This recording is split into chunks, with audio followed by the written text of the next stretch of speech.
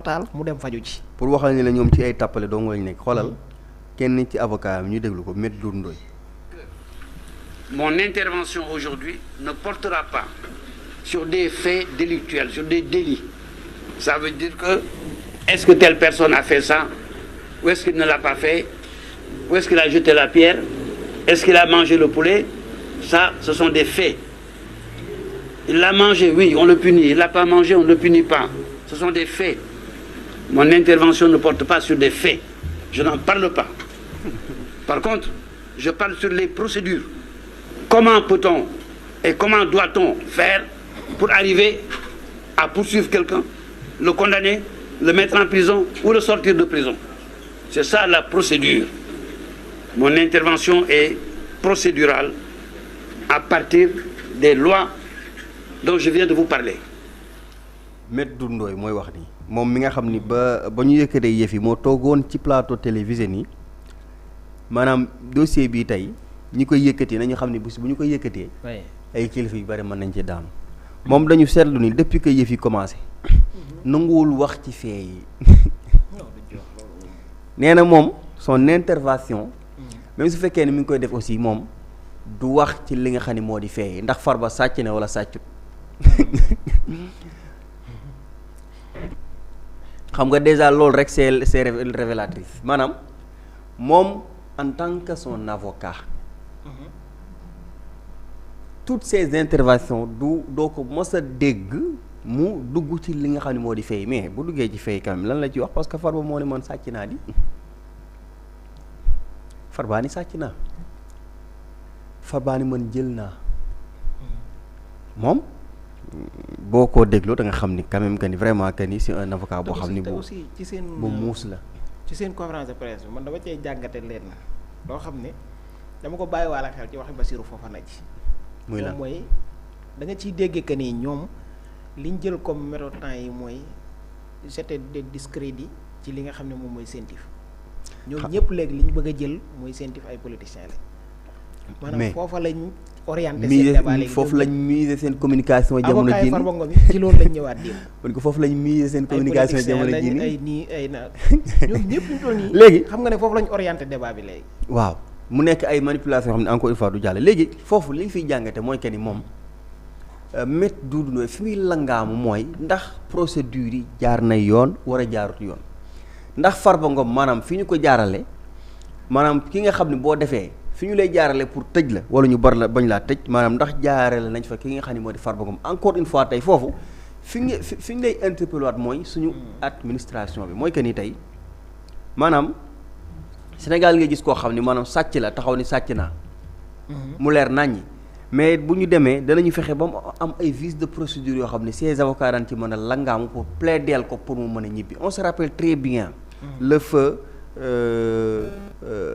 ki mu tuddati kii Thione Seck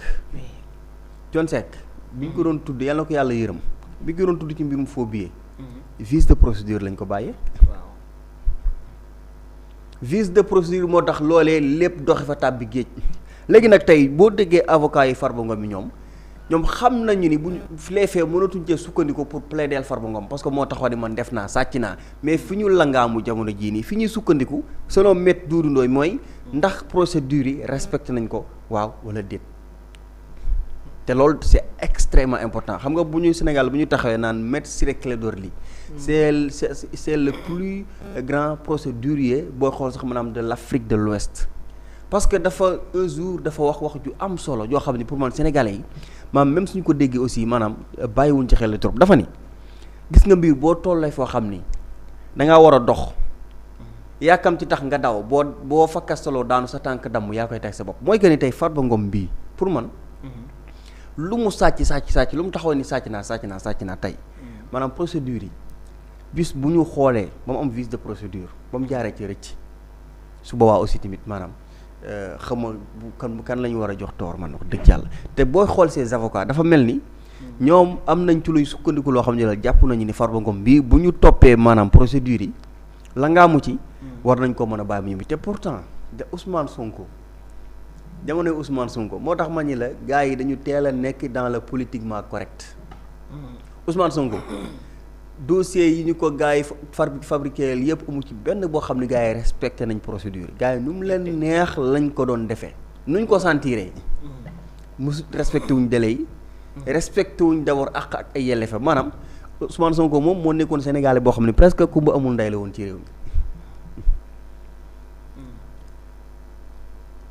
nga xam ni booba tey ñu tetee ces avocats yi nga xam ni parce que quoi qu'on puisse dire Ousmane Sonko son pôle d'avocat xam nga pôle d'avocat boo gis Maître Bamba Cissé ndem si yàlla sa Maître Khouraysi Ba yàlla na ko yàlla yërëm Ciré Clédor Ly Saïd Larifou ñoom Abdinar Ndiaye maanaam tous ces avocats yi nga xam ni tey maanaam non seulement ils sont expérimentés mais tey sëñ xarañteef tey foo ko takk weesu na ko.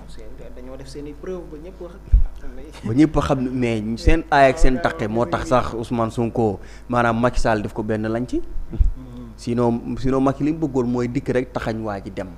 Sénégalais yi njëkk a taxaw ni ko loolu du fi amee ces avocats ñëw aussi def ci travail bu remarquable bu am solo nga xam ni tey ñii taxaw fii bëgg a langaamu ci ne te man wax dëgg yàlla depuis le début. wax dëgg yàlla gisuma fenn fu ñu salfaañi ak yelleefu Farba Ngom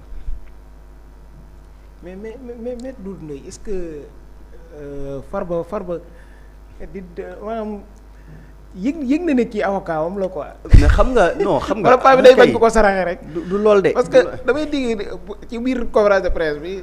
da ngay maanaam dafa am y a des choses yoo xam ne man avocat bu ñu fay laa rek. tey avocat man avocat bu ñu fay laa rek. y a rek des choses yoo xam ne tey sa client.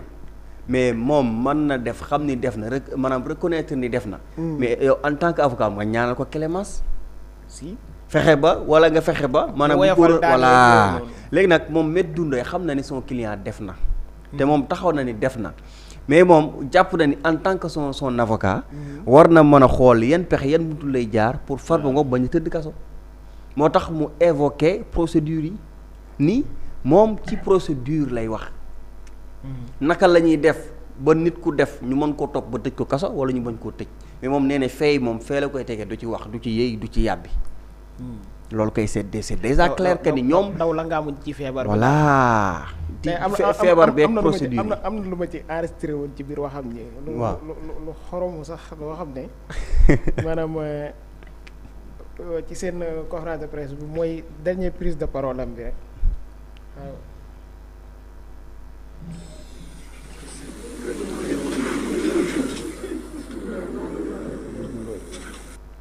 L'appel de Dakar, la chambre d'accusation pour l'affaire de Farba Ngom a bien jugé le 1er août 2025 que ce qui est appelé le pavillon spécial de l'hôpital Dantec, ça veut dire la petite prison hôpital qui se trouve dans l'enceinte de ce qui est appelé l'hôpital de Dantec. Je suis né à Dakar, je connais toute la géographie de cette ville jusqu'à 1 mètre carré. Le pavillon spécial qui se trouve dans l'enceinte de l'hôpital de Dantec, la chambre d'accusation a dit le 1er août 2025 que c'est un milieu carcéral, c'est une prison. Et la chambre d'accusation a dit que on va continuer à faire les rapports pour Farba Ngom. Et lorsque les rapports sont venus, les rapports ont dit que Farba Ngom ne doit être dans aucun milieu qui ressemble à une prison. Sinon, il va mourir. Est-ce que c'est clair? Il ne doit être dans aucun lieu qui ressemble même à une prison. Sinon, il va mourir. Or, le pavillon spécial est une prison. Hôpital. Et la Cour d'appel a dit que c'est une prison hôpital. Maintenant, la Cour d'appel nous dit à nouveau, bon, Farba Ngom ne sort pas de prison, donc ne sort pas du pavillon spécial qui est une prison, mais on va l'appeler dans un hôpital où on peut le soigner. On va l'amener dans un hôpital où on peut le soigner. Alors, je pose la question moi-même maintenant. Est-ce que ça, je pose cette question aux médecins et à tout le monde, et à ceux qui ont jugé ça. Est-ce qu'il y a au Sénégal un hôpital aujourd'hui où on peut soigner toutes les maladies de Farba Ngom? Ensuite, deuxièmement, est-ce que cet hôpital peut exister sans être une prison, sans que la réglementation de la prison ne soit appliquée à Farba Ngom? Si on ne lui applique pas la réglementation de la prison, il n'est plus dans une prison. Il va où il veut. Donc on est obligé, tant que le juge n'a pas dit main levée de mandat de dépôt, tant que le juge n'a pas dit je vous libère, il est prisonnier partout où il est dans le monde. Et on dit on va le mettre dans un hôpital qui pourra le soigner. Mais cet hôpital est une prison. Or la loi interdit, c'est la loi qui interdit qu'il soit dans un milieu qui ressemble à une prison. Donc même ceux qui ont jugé. léegi moom li mu wax nee na moom Farba Ngom. loi nee na ci loi la ko teg quoi Farba Ngom jamono yi wërta nekk ci benn milieu boo xam ne dafay nuru prison te nee na Farba Ngom encore fépp fu mu mën a dem ci àdduna bi te tant que procédure yaa ngi ci kawam prisonnier la fa. maanaam ci gàttal rek. boo bëggee dégg Maître Doudou Ndoye nee na Farba Ngom.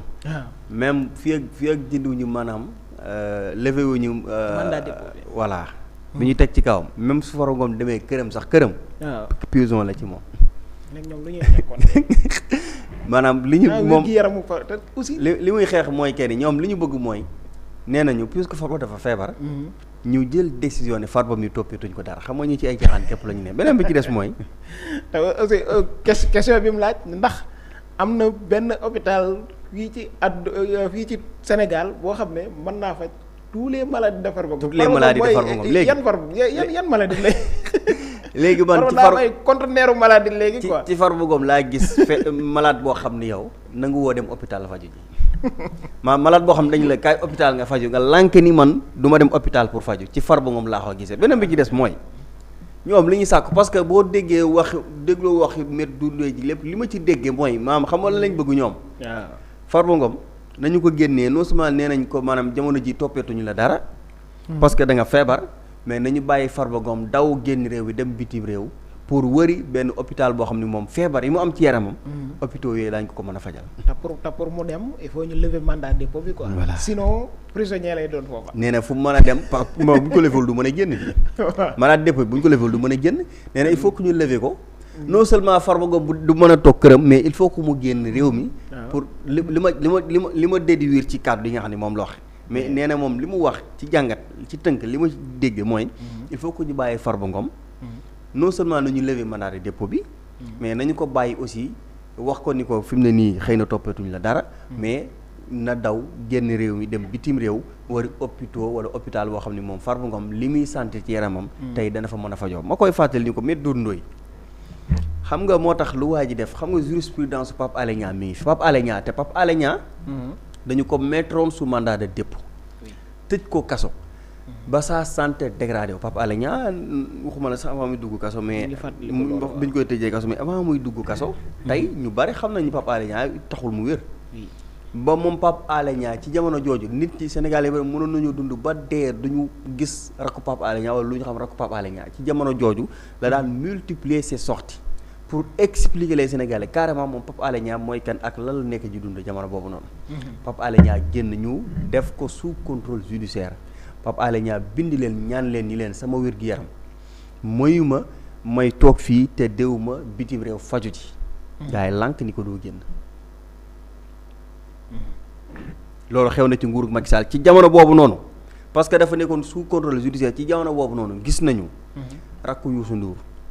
gis nañu su ma jumul Cheikh Yérim Seck loolu xamatuñ ba jàmbal jaañ bi rakku Youssou Ndour bi nekkoon sous contrôle judiciaire mais génn réew mi ak ñeneen ci jamono maanaam jamono Macky Sall moom lépp fi xewoon léegi nag ñoom tey dañu fi créer ay jurisprudence yoo xam ni ñoom lépp lu ñu wax benn maanaam mën nañu yëkkati leneen loo xam ne ñoo ko fi def teg ko ci wet gi pour maanaam weddi ñoom li nga xam ne ci la ñu bëgg a langaam pour wan leen ñi leen seen manipulation yi ak seen tappale yi nga xam ne ñoom lañu nekk def parce que nag wax dëgg yàlla la mort subite de Farba Ngom toujours moo ko xam naa ni moom bàyyi bañ ko reporté yàgg na démb de maître Babacar Cissé wax na ko bi mu waxee sax sama xel ci yow la dem Farba est en train de mourir kañ leen wax ko bindal loolu wax ko Sénégalais yi yàgg boobu léegi Farba ngi dund ne non Farba est en train de mourir te boobu ba léegi Farba ngi ci kaso bi Farba ngi dund dara jotu ko dërëm waxu ko dërëm xëriwu ko maître Babacar Cissé démb nee na Farba risque une mort subite pare daan ne mën naa nelaw sax du yeewu. xam nga lan mooy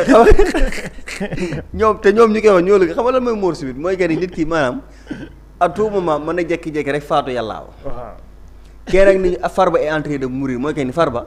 moom mi ngi ci tànk yi di faatu yàllaaw. ma jàmbala ko bindoon. moom mi ko bindoon daw na fi ba génn réew mi. bañ tëj fi njabootam. ba mu créé fi son pôle d'avocat ak yooyu yëpp dafa tey Farba ngi fee di xëy bu xëyee ndekki ba suur añ ba reg naan ba màndi bu jeudi mu recevoir ses invités quand même nañ bàyyi caaxaan baaxul wallaay caaxaan baaxul te bokk na ci seenu ñàkk te argument comme li ngay wax léegi rek naan boobu bi nga xamee ne ñi ngi toog ci seen conférence de presse waxuñu ci feey parce que man gis naa ne amuñu ci feey ñu wax d'ailleurs dugg nañ ba ci biir conférence de presse bi sax ñi ngi doon laxasu ci mbirum Madiambal Diagne te waaye yaakaar ne xanaa say avocat kay bu la diw jëlee diw nga war a protéger moom nga war a défendre mais kii nañ sax ba nekk di wax ci mbirum Madiambal Diagne ak procédure ba nam génnee réew mi ak yooyu noonu ci koo xam ne yow avocat yi diw nga diw a tax ngay génn tey def conférence de presse tamit. gars yi dañoo neex xam nga ay tappale moom boo ci nekkee sëñ bi laay tappale yàlla nañ ci yàlla mos mais tappale boo nekkee ci ay tappale wala ngay toog pour défendre l'indéfendable ngay mujjee ridicule sax gis nga boo toogee pour jéem a défendre l'indéfendable yow ci bopp yaay mujjee ridicule waaw da ngay mujjee ridicule quoi te doo ko yëg te gars yi ñi nga xam ne ñoo toog di défendre Farba Ngom loolu moo nekk di leen dal jamono jii nii ñoom ñi ngi commencé di ridiculiser seen bopp te yëguñu ko moo tax met dunda bi ci xaw a yow sax moom heure bu génnee moom xam nga sànq yaa ngi naan est-ce que Farba Ngom sant na ni kii son avocat la mais parce que xam na ni dossier bi quand même ndim la moo dama koy seetaan ba ci yàgg ma ne paa bi de kenn du ko saraxe moom daal saa su waxee da ngay jékki-jékki dégg mu ne man avocat rek laa buñ fayee avocat buñ fayee laa dossier bi quand même ay caaxaan képp la caaxaan baaxul mu ne avocat daan nga gis sax avocat boo xam ne da ngay défendre sa client ba ngay yaakaar ne yow li client bi gëm loolu nga gëm dal na avocat yi nga xam ne ñoo doon défendre Ousmane Sonko dem nañ ba ñu ci bari jàpp ne ñii xam nga loolu maanaam parce que ñee ñoom dañu nekkoon ci dëgg te xam nañu ni que ni seen client dañu koo tooñ mais ñi xam nañ ni seen client wax dëgg yàlla nag moo tooñ te neexul défendre léegi nag ñoom li ñu bëgg rek mooy maanaam Farba nañu ko bàyyi mu génn këram ma ñu may ko opportunité mu mën a daw génn réew mi maanaam loolu rek laa dégg ci seen wax ji jamono ji ñoom seen wax ji yëpp mooy dañu fexe ba Farba Ngom génn te bu génnee ne mën a daw génne Farba député la nag jamono ji nañ ko fàtte les députés à l'Assemblée nationale oui ma jàll ci beneen mbir muy mbiru Madiambal am na lu ci yees damay bàyyi nga ñëwal lu ci waaw affaire Madiambal Diagne le dossier s'emballe parce que Interpol dafa daal di valider la demande d'arrestation introduite via son bureau central de Dakar les avocats de Madiambal Diagne nag ñoom